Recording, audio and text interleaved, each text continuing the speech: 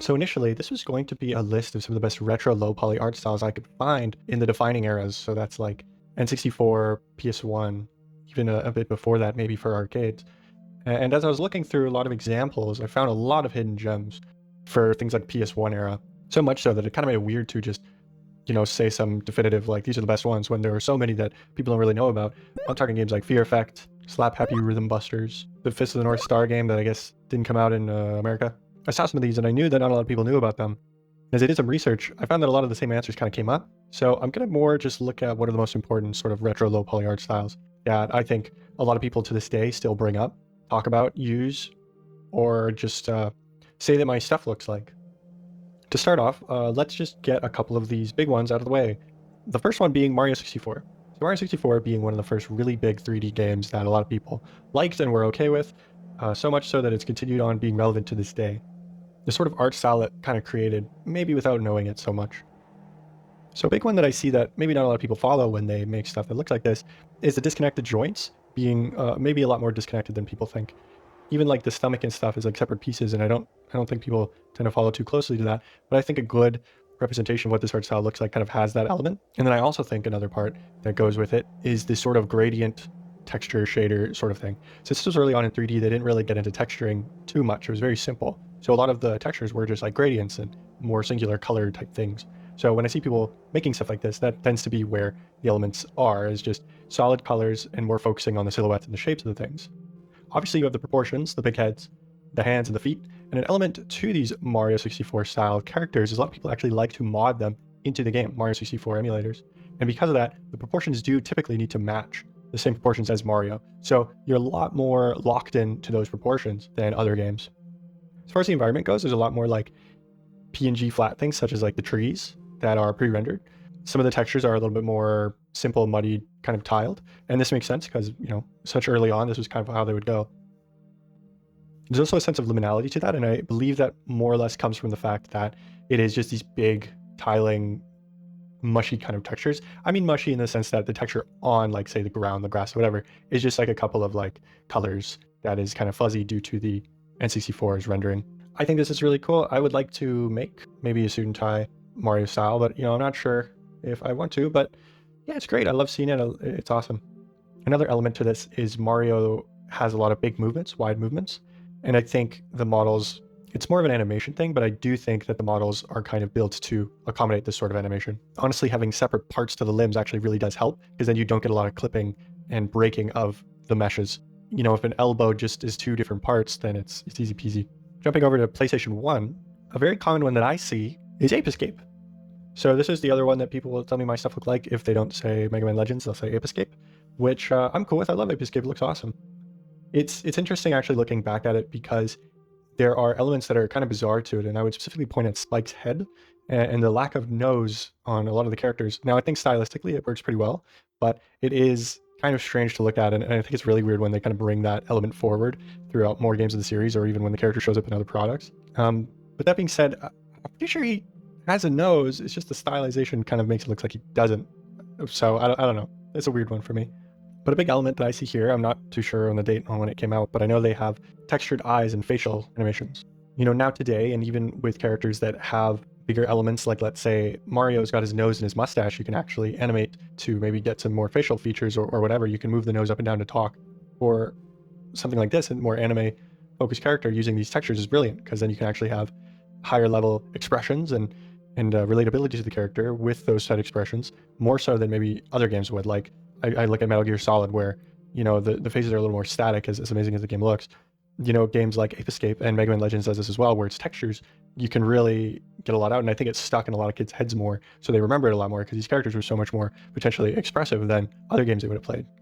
Ape Escape has a little bit more going on with the texture kind of area. I think Spike's shoes are strangely heavily textured, but something like his hair and shirt really isn't. You can see, though, there is also more emphasis on like the gradients for things like the character's hair and stuff. And environments look very nice too. I would say that Ape Escape, where obviously not like they're not on the same console, but it does kind of feel like that next stage in maybe what Mario set up.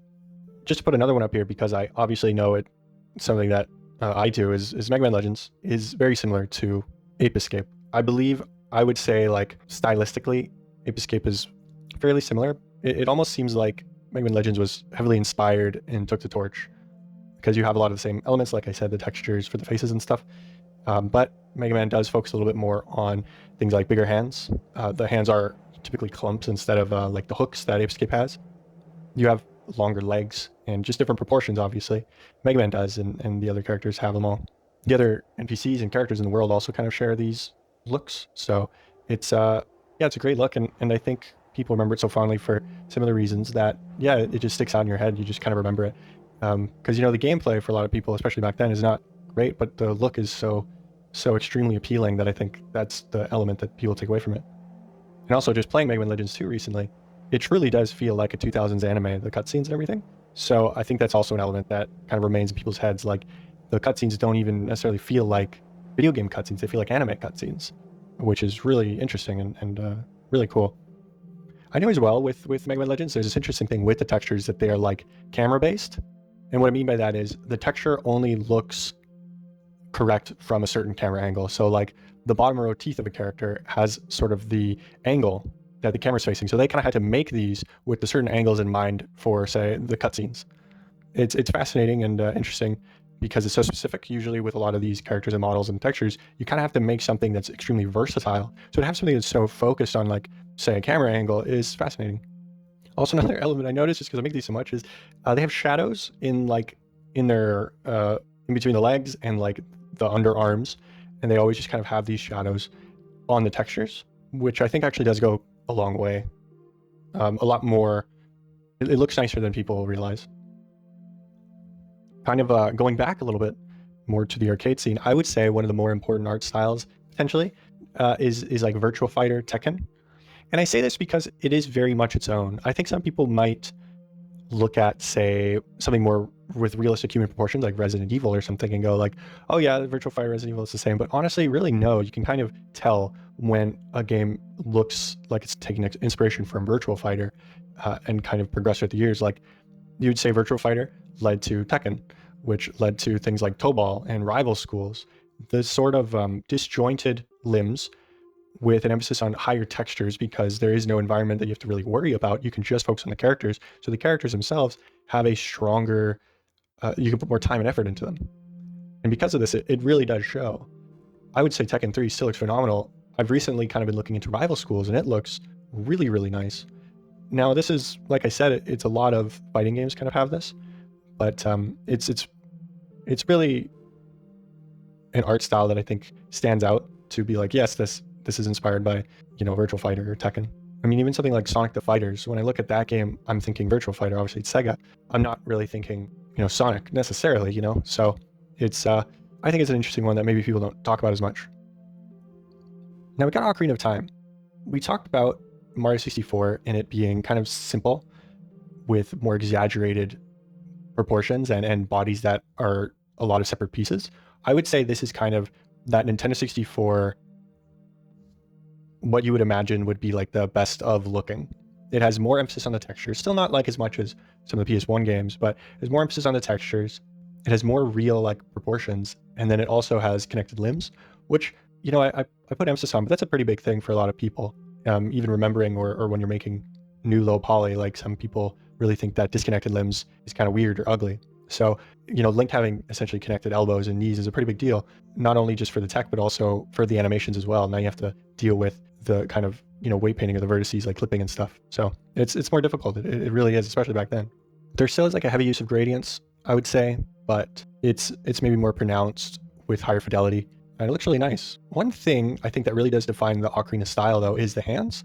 The hands are sort of, I don't know, they're like flatter, more plates. I think a lot of games go with clumps, but Ocarina kind of goes with these like, oven mitt type things. And it's funnily very iconic for the style, in my opinion.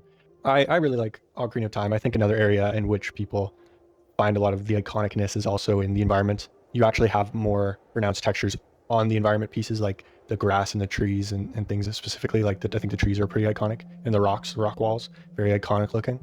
Obviously, Majora's Mask would take this further, and I think a lot of people would probably argue Majora's Mask is really like that definitive N64 Zelda look. Like, you wouldn't really make something that looks like Ocarina, you might make something that looks a little bit more like Majora's, just because with modern tech, people tend to just add a little bit more detail to the textures. And I think that's what Majora's Mask does a lot more, obviously, because they had a firmer grasp on the tech. And it looks really nice. There can also be an inspiration to go a little bit darker with the textures as well, heavily based off of Majora's Mask. But even Ocarina has like sort of a darkness or like a desaturation vibe to it that I think a lot of people take inspiration from, for sure. So I have a couple of wild cards here before I go back to more retro stuff. But a wild card here I have for low poly, and this is really toting the line, but I know it's one that people are heavily inspired by. It's Jet Set Radio. Now, like I said, it's not really on these older systems. It's not on these older systems, but it's so influential for like the low poly scene, I would say, that it kind of can't be denied. It's totally in its own category of look where people go, oh, that looks like Jet Set Radio, as opposed to like, oh, that's like a stylized cel shaded. Not too much to say about it in the sense that it's it's using a lot of these elements. It's heavily stylized, but I just thought I'd point it out, being like there are people that specifically have this art style and have all their models look like this. Another weird one, wild card, is Pokemon. I know Pokemon is pixel art. They've had a few games on like the GameCube, which I would not consider low poly, but I'm specifically talking about the 3DS games, mainly X and Y. Now, these are obviously higher poly than other stuff, but I see so many independent artists, 3D low poly artists, that essentially take that style and make it low poly, like quite a bit. It is one of the more, I would say, impactful art styles for low poly artists for some reason, even though, like I said, it's not really low poly, but a lot of these characters look like it. You could probably do some kind of web to trace back why that is, or who did what, who's inspired when, which inspired other people. But I just see it a lot, and it's pretty interesting. It's a very clean art style. Like Pokemon's always been very clean, but you have the bit of a bigger head, kind of a slender body, smaller hands and feet. Like the proportions maybe aren't as exaggerated as other characters or other art styles are. And it has an emphasis on more singular colors as well, and those elements. So yeah, I think that's kind of a one that I see a lot, and you could maybe argue shouldn't really be discussed in the low poly setting, but I just see it so much that that's just my thoughts. So back to like low poly, but a really good modern example of something that has heavily inspired is Minecraft. Obviously it is a modern game, but its art style for low poly is undeniable, like unmatched really. There are low poly artists that make a living, I think, just on Minecraft skins and Minecraft models. But it does honestly specifically have a sort of vibe to it that I think a lot of people don't know they can tell, but they can tell. I think for Minecraft, the pixel art tends to be, and I don't mean this in a bad way, a little bit more messy, tends to have a little bit more dithering on more simple like models. And it also has smaller texture sizes for what the kind of level of detail I believe they're going off of. I think what is interesting about this stuff is when Notch made the game, obviously I don't think he had a very strong pixel art background, or the artist didn't have a big pixel art background. I might be getting this completely wrong, but I think that element of some guy who a programmer doesn't know the look of it, or one of the artists that doesn't necessarily live in that space, they kind of brought a different energy. And I think it kind of shows where the textures themselves are kind of messy, kind of muddy. A lot of detail is being put into smaller spaces in ways that I don't think other like pixel artists or people that make these sort of art now would really do. And I think that's kind of created this interesting look on Minecraft characters. Does that make sense? It's like toting the line of voxel, yeah, it's good stuff. So then going back to the older systems, I just wanted to end it with some more realistic, potentially examples, and then I'll have like my final probably favorite one, but it would be like Resident Evil. So when you think non-stylized in the sense of you want to go a more realistic route, what games would you kind of utilize back then? It was something like Resident Evil, where the characters have more realistic proportions, but obviously still heavily simplified. You have a huge emphasis on texturing, where you want to have things like belts and pouches. A big one was clothing folds, and the lighting that kind of has. You have finally like taking a human face and just kind of slapping it on a texture. These are the sort of elements that kind of define this look. I think literally mentioning Resident Evil is a big one that people remember. If you were to be like, oh, can you make something like this? It could be like Resident Evil or like Siphon Filter maybe. But most of the other games that had this art style, I don't think people look at as fondly, or at least they don't want it as much as maybe the other stylized art styles. And I think that's because, nowadays the DS and the 3DS and the PSP, I suppose, kind of kept these more stylized things going, especially the DS. So, people growing up, even with the DS, will now also look fondly back at the N64, PS1 graphics, the stylized stuff, and they'll look at that and be like, that's awesome, it looks like the DS to me. Whereas I guess the PSP had a little bit more of these like realistic looking graphics, that low poly, realistic looking low poly, that maybe people would find endearment towards. But I don't think it would be as strong as kind of what the DS did for low poly, keeping that around and having people enjoy it more as they got older. I really like it. I'd like to do more of it. I think maybe the emphasis on texturing those for timeline wise, but maybe a bit off-putting. But I mean, everything I make, it always is like more stylized anyway. I think where you really see this style continuing and excelling is in horror, obviously. I would say something like Mouthwashing has something more in common with Resident Evil than it does, Ape Escape. So, there's that. And a lot of other little horror games maybe focus more on this, especially well, I guess the environments were pre-rendered, but you can kind of take the same modeling and texturing ideas and process from the characters from Resident Evil and just throw them in the environment, kind of do the same thing for environment. And I think low poly artists do that a lot. Now the final one, well, this is kind of a big clump. It's essentially late stage JRPGs.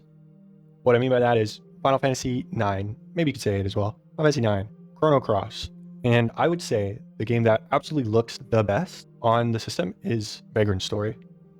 But going back to, Chrono Cross and the Final Fantasies, it's kind of taking what I was saying about the realistic stuff and merging it into the stylized stuff. So especially Final Fantasy IX, really you have a character model that honestly would fit well into Ape Escape, and then you give it some supreme level quality of textures. This is like the evolution that makes sense.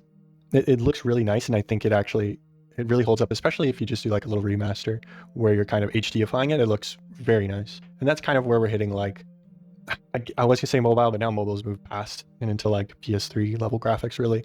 But for a while, this was kind of like really nice mobile game look, was basically an HDified version of this look. This also brings in sort of the facial texture expressions and stuff, and now really implements them well. When I look at Vagrant Stories, like facial texture and their talking stuff, I'm blown away every time. Like truly, anytime I look at that game, I go, this is the best looking PS1 game, like straight up. I think sort of why I have that thought beyond, oh, it's pretty, is also the thought that it does kind of keep the low poly intact.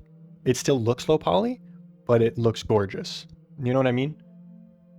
And I think that's an important detail to kind of keep in mind for when it's like, well, what's the best of this, or what's one of the nicest of this, is when it kind of keeps the low poly, but just makes it look super duper good. So I would say this kind of takes the cake. I can sort of see a lot of people's styles kind of moving in this sort of direction for low poly. I can also see a lot of it moving into the Megaman Legends. So it's kind of like two camps. A lot of stylized moves into a more Megaman Legends, style. And then the more realistic stuff kind of moves into looking more like Vagrant Story. Thanks for watching this. I don't really know what the point was to today's video.